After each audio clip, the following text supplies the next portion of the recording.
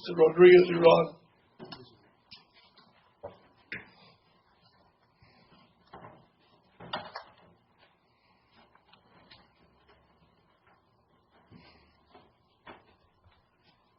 Good morning. Good morning, Your Honor. May I have 5 minutes reserved for rebuttal? Okay.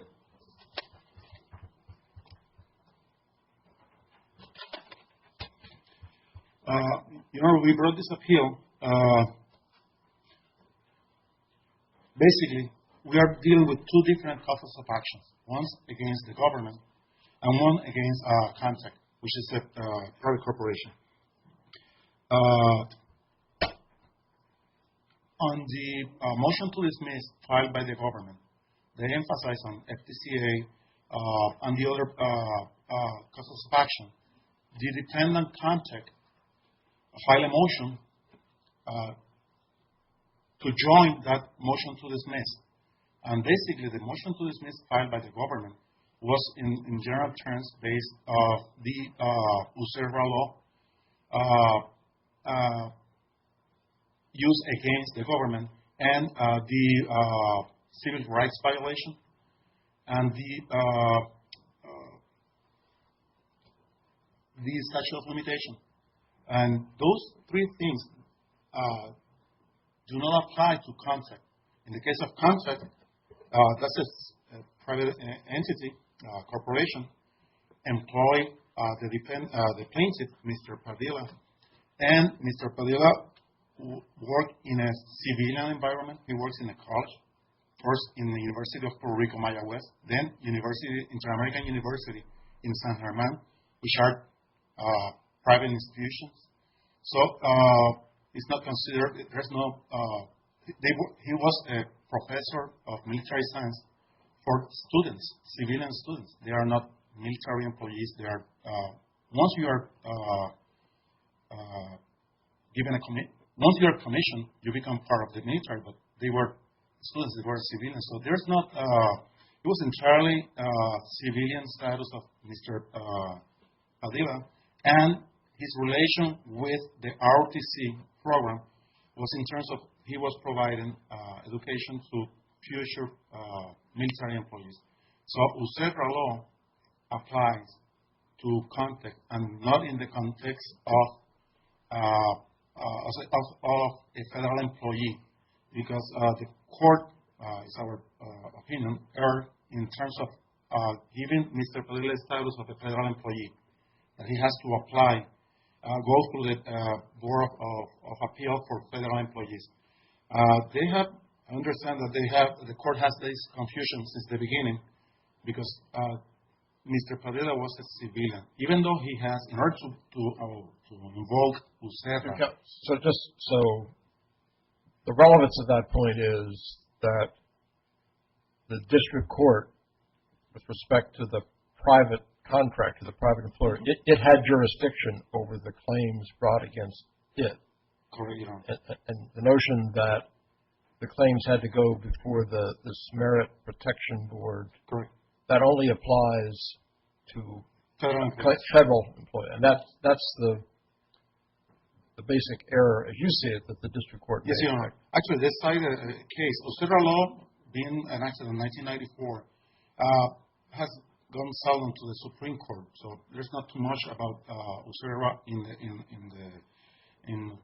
Supreme Court decisions. But if you take a look at the spirit of the law and what is enacted in the Congress and the way the Congress said is for providing some safeguards to military personnel when they are either mobilized, deployed, or in any type of training. They don't differentiate between different types of trainings, and they reserve that right for of appealing before a board in a case that is decided by the defendant. But that's in the context of special circumstances that the government hired or subcontract employees to perform government duties, but they are under contract.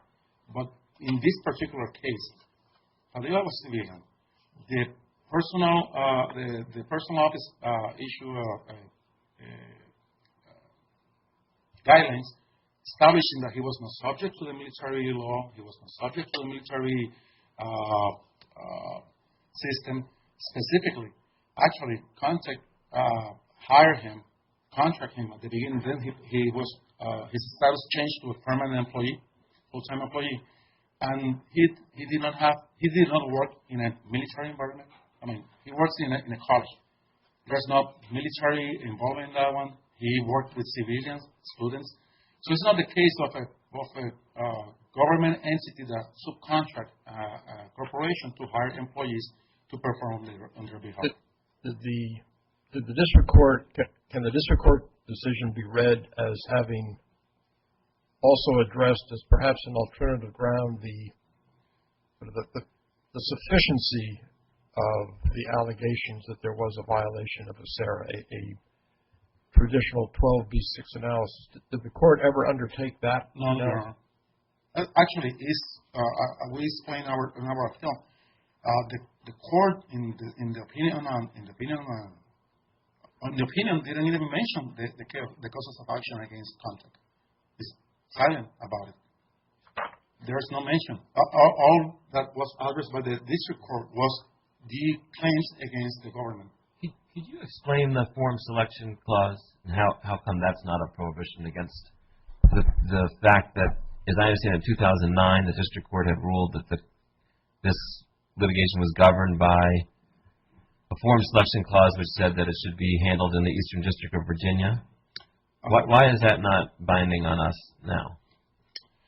I was the original counsel in that case.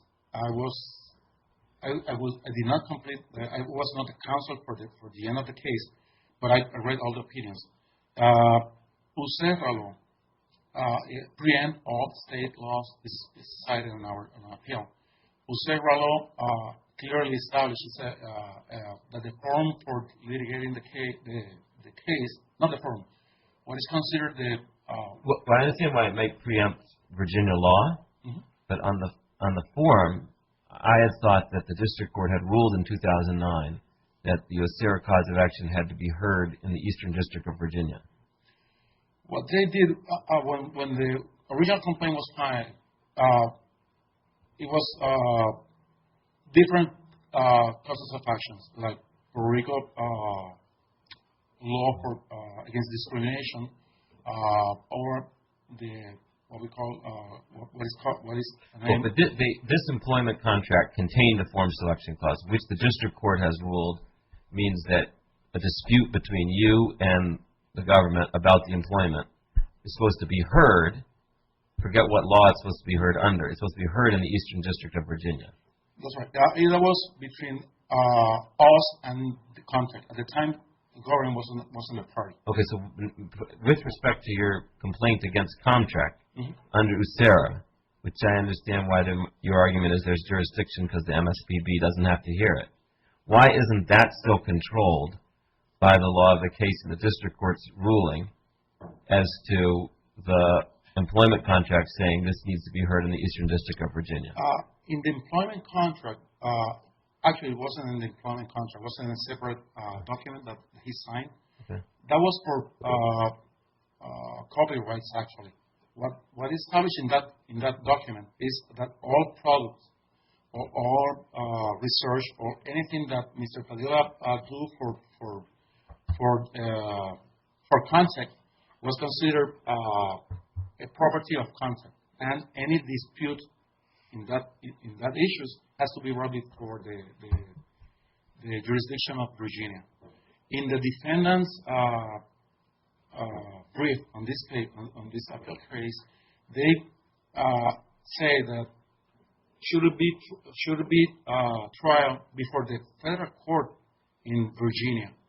So if it's different from federal court of Puerto Rico, District of Puerto Rico, to the state court of Virginia, that from the federal court of the District of Puerto Rico to the federal court of the District of Virginia, the way of moving the case from one federal court to the other should be transferring the case, not dismissing without. Well, I understand that might be the outcome, but I'm asking you: is there any reason why we should not transfer the case? Well, first, USERRA law should be the That's fine. We heard USERRA law would apply in the Eastern District of Virginia. I'm just asking why are we hearing this case in Puerto Rico as opposed to saying if it's going to be heard, it should be in Virginia? Is there any argument for why it should be heard here? Yes, Your Honor. Because the reason of the federal law is to protect the service members.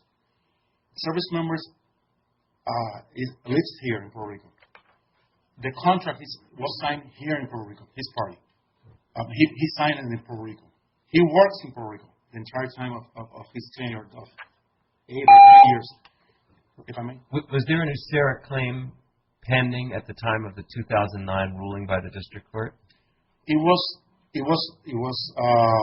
included, but the court did not even consider the USERRA law.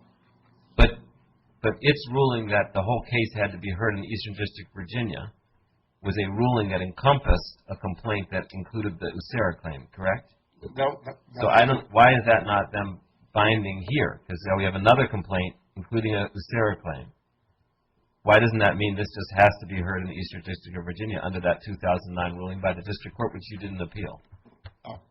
Yes, Your Honor. I concur with the court. I do not concur with the decision at the time, but it was an appeal. Now we got different parties, additional parties in this instant complaint, and they are here. In similar cases, the government argued, the government as a defendant, that the case should be tried where it happened. So it happened here. The co-defendant, even though the U.S. government is nationwide, but the ROTC of Mayagüez is here in Puerto Rico. The other co-defendants are here. So for the convenience of the litigation, should be here. And there's two other things that I would like to address. In the defense of contract... Time is up. I'm sorry. Sure. One quick question.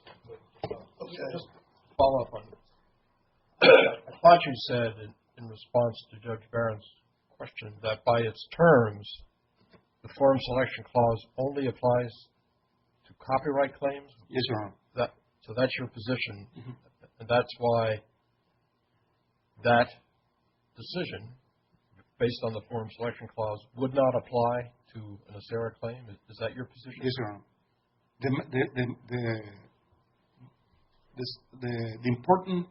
The most important issue here is to was that issue before the district court? Did you raise that issue before the district court? We did it on this one. It was issue. It was addressed on this case, and it's it was issued on our opposition to the motion to dismiss, and it was brought before and all the copies are in the brief. Are you satisfied with the answer? No. We'll have to look at the record. Thank you.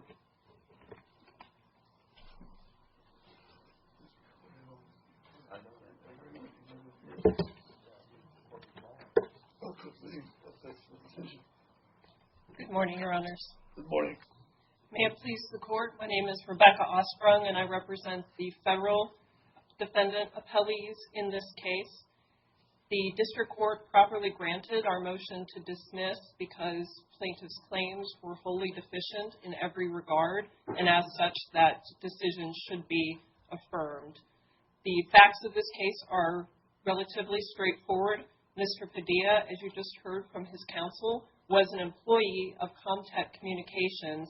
He was performing duties at the ROTC battalion for Inter-American University. However, he was an employee of Comtech up until an investigation was initiated by the battalion commander in July of 2008 that concluded that Mr. Padilla had engaged in acts of misconduct and a lack of integrity.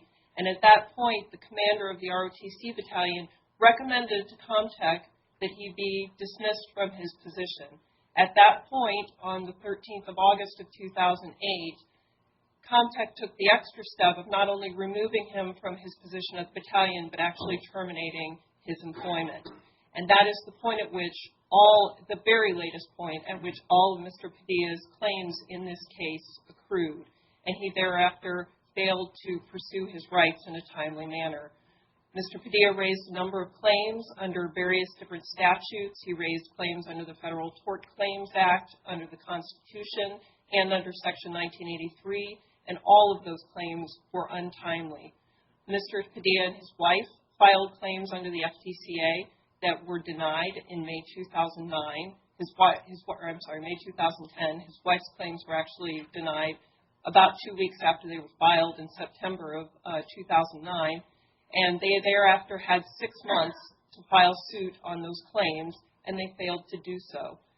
They argued at the district court in an apparent recognition of the untimeliness of their claims that they should be entitled to equitable tolling.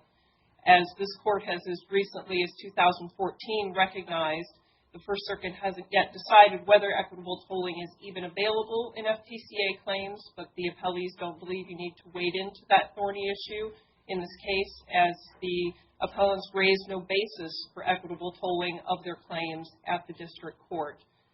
They claimed that their receipt of a 15-6 investigation in November of 2010 should have, the fact that they didn't receive it until November 2010 should have equitably told their claims. However, that investigation was initiated after Mr. Padilla's termination from Comtech and was wholly unrelated to the termination from his battalion, the point at which all of his claims accrued. So his receipt of that investigation had no bearing on the timeliness of his claims, and the district court properly recognized as such. With regard to his USERRA claims, which seems to be the only claims that appellants are interested in pursuing today, with regard to their USERRA claims, there is no basis for district court jurisdiction against the federal appellees in district court under USERRA. Under Section 4324 of USERRA, he would need to bring his claims against the federal executive agencies, in this case, the Army, to the Merit Systems Protection Board, and then there's a right to judicial review only to the Federal Circuit Court of Appeals. So there is no basis for district court jurisdiction in this case, and the court properly granted the dismissal of those claims. With regard to Mr. Padilla's other claims, there was no private cause of action against any of the federal appellees under any of his other stated bases, such as HIPAA, the Service Members Civil Relief Act, or posse comitatus, as we demonstrated in our briefs. So the district court properly granted the federal defendant appellee's motion to dismiss. Absent any questions from the court, I will cede the rest of my time to the attorney for Comtech. Just to be clear, the government doesn't take the position that Comtech is a federal employer within the meaning of the Silva decision.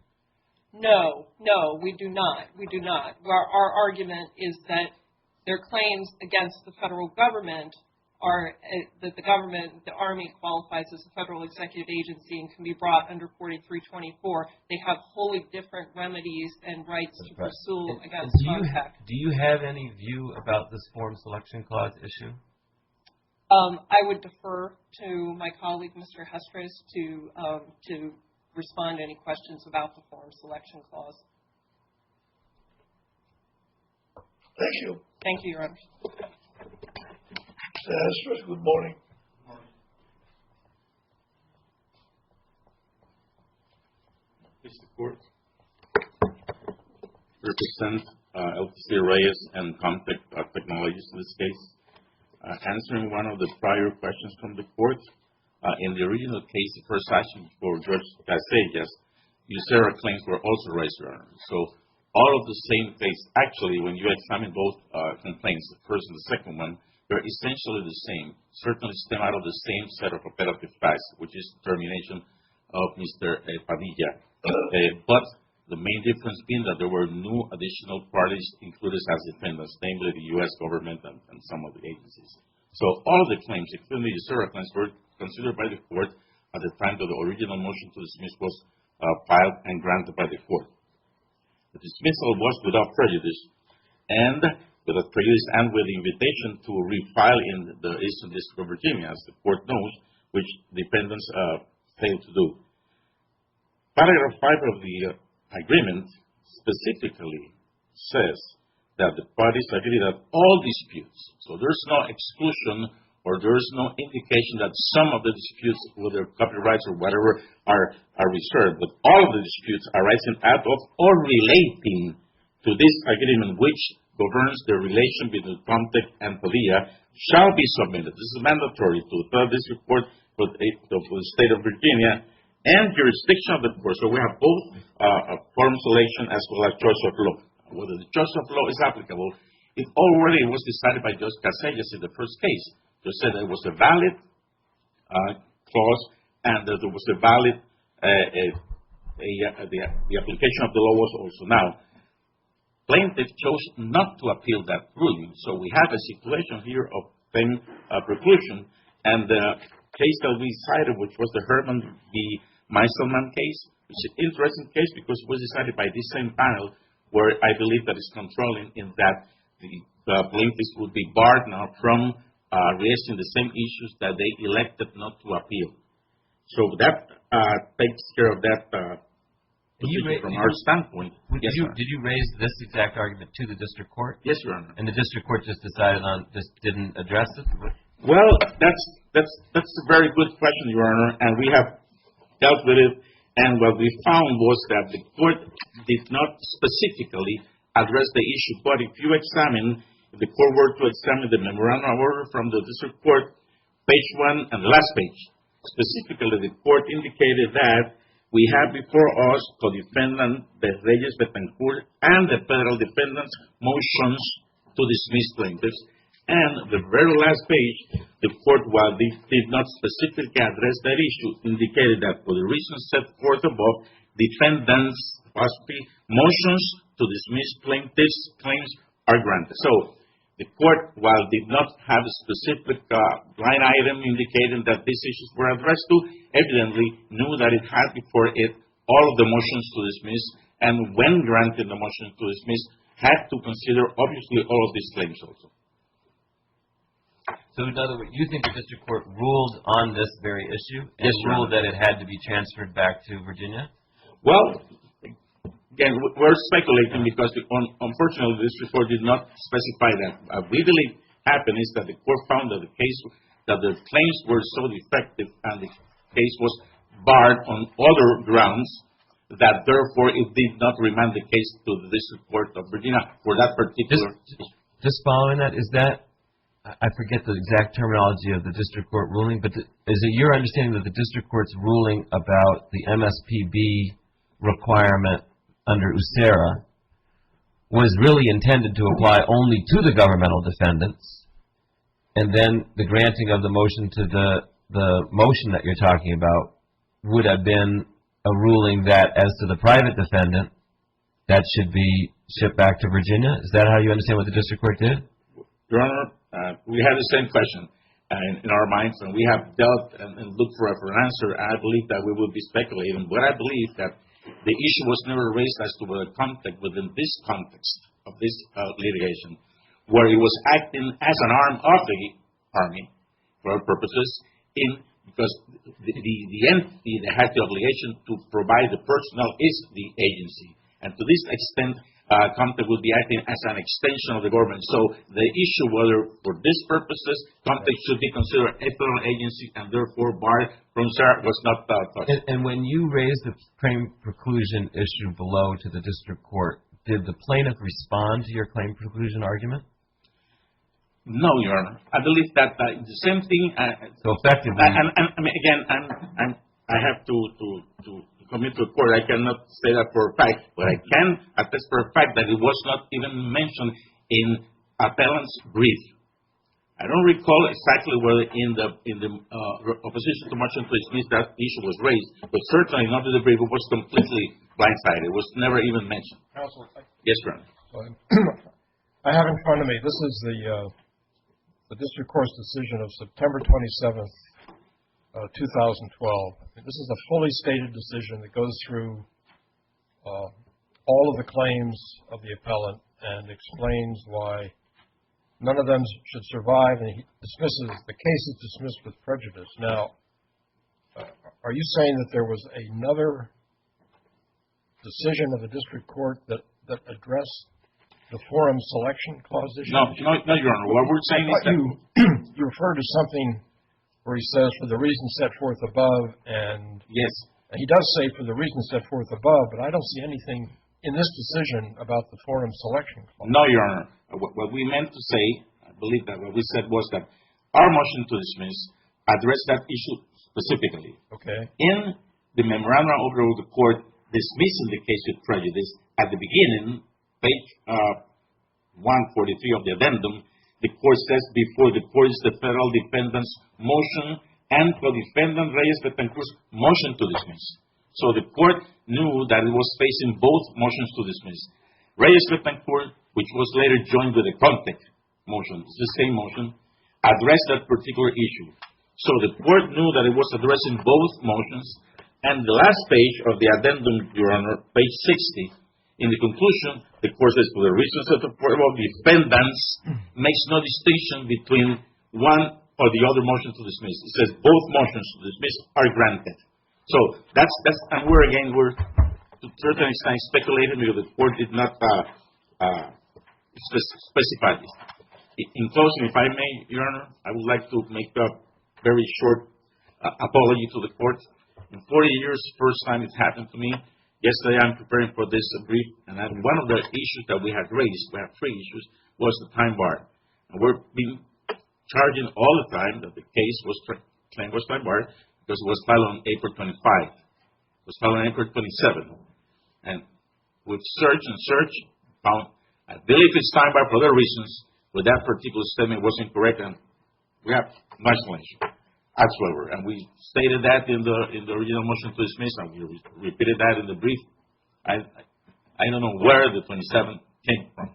So actually, appellants have claimed that they filed on the 365th day.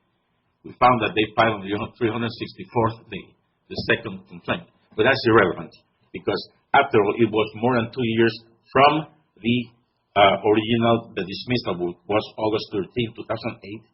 And again, for the other reasons stated by the court in its memorandum of order, I believe the case is barred. But we wanted to make that statement and apologize to the court. Could you just limit one thing for me? Yes. With respect to the forum selection clause and claim preclusion, I understand how your argument, how that affects you. Does that have any bearing on the federal defendants, or you have no position on that? We have no position on that. We could set forth what my personal opinion would be, but You go ahead. well, I believe that first of all, it would apply to everything. Originally, the case was filed only as to Comtech and John Trey, who was included in the second action but not served. The court dismissed without prejudice. May we continue? The case was dismissed without prejudice with the invitation of refiling in this court. Had it been refiling Virginia with all of the new defendants then present, then that would have been a non-issue.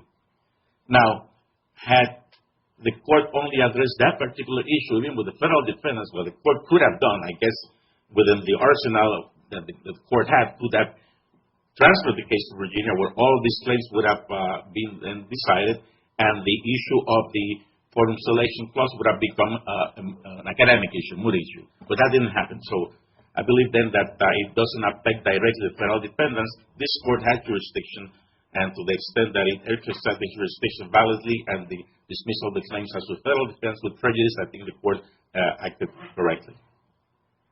Thank you. I think permission to withdraw. Thank you very much.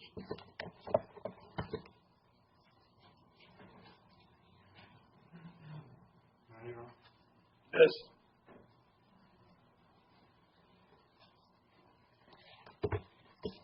For the record, Attorney Rodriguez, the first issue that brought the government was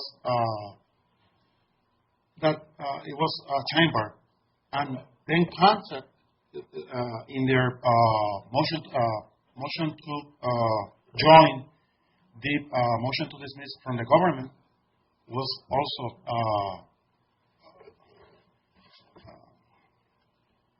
that was not filed timely. Probably that's the reason that they came with that decision about that we file on the 366th day. That's not the issue now.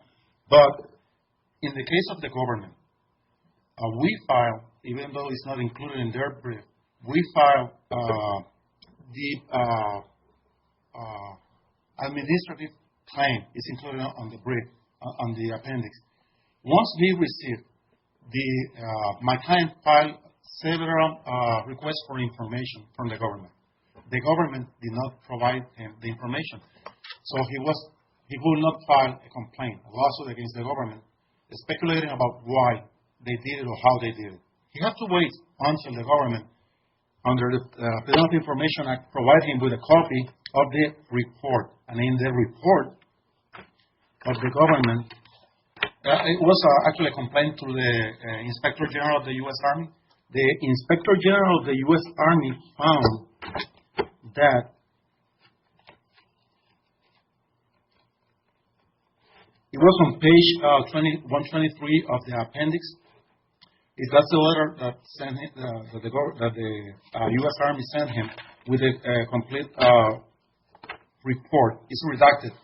But on one of the pages, they clearly established, the Inspector General of the U.S. Army, that his rights under USERRA were violated by the government employees, by the different officers that were his supervisors and the contractor. Even though it's redacted, it can be construed from the information provided. So here we have a person who has been wrongdoing by the government. The government is the only one who has the documents, and provide him with the documents, and timely after he received the documents, and that's when he can exercise his right to file a complaint. He did. He filed an administrative complaint under the FTCA requirement within the 6 months. It was on April. For Buchanan rejected, saying that it was already time barred, and he filed the complaint eventually. So it's not it was timely filed, the complaint against the U.S. government. We're facing a motion to dismiss from the federal from the government. Well-pleaded arguments in the complaint are there. So even though the government the court allowed us a limited discovery in this case, we deposed two of the officers, and they informed that they start an investigation. We're talking about a civilian person, Mr. Padilla, working in a civilian environment, University of Puerto Rico, and then Inter-American University. And he was subject to an investigation under the AR 15-6. That's under the Uniform Code of Military Justice. That's something that is only used for military personnel on active duty. And Counsel, excuse me. Sure. You have a very limited amount of time. It would be helpful to me if you could summarize your argument as to why the USERRA claim against Context, the private employer, should survive in light of the arguments that you've heard this morning. Could you just summarize your position on that? USERRA doesn't have time limitation. That's the only law that I found in my entire tenure as an attorney that doesn't have a statute of limitation. So there is no problem with the timely of the claim. Even though the court, even by the words of my colleague, says that we were invited to file in the District Court of Virginia, well, the judgment was dismissal without prejudice. So we could refile the complaint again. We did it. Under the USERRA law, it's included on the brief copy of the transcript where they established that they did not have a policy, that the policy was wrong about emphasizing that they can remove the soldier, the employee, if he was mobilized or under training. And basically, based on the documents that we provided, there was a clear violation of USERRA law. At this point in the issue with Contact, we feel confident with the information we can even survive a summary judgment motion in terms of Contact and USERRA. And the forum, an invitation to file a case in Virginia is not the land, the rule of the land, the law of the land, because in the case of USERRA law, it's clearly established. We wrote, we cited the law about place of working, and USERRA is really gives the service member the right to file, to choose the forum to file. Taking away all the other causes of actions, the USERRA law can survive. Gives the service member the right to file in the forum that where they work or where they are living. So based on that, the case should not be can be tried in Puerto Rico because they have jurisdiction. Thank you. If I one final. Well, you better make it. Yes, sir. Besides that, about the USERRA, the issue of the USERRA law. The worst situation that we encounter with this decision, even though it's not clear, is that dismiss the case with prejudice. So he will, the plaintiff will not have any other course of action.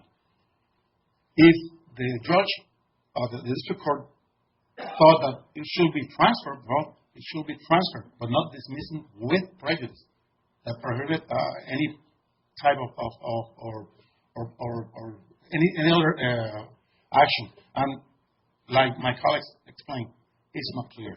There's nothing in the opinion or order from the court about consent. Thank you. We'll take a brief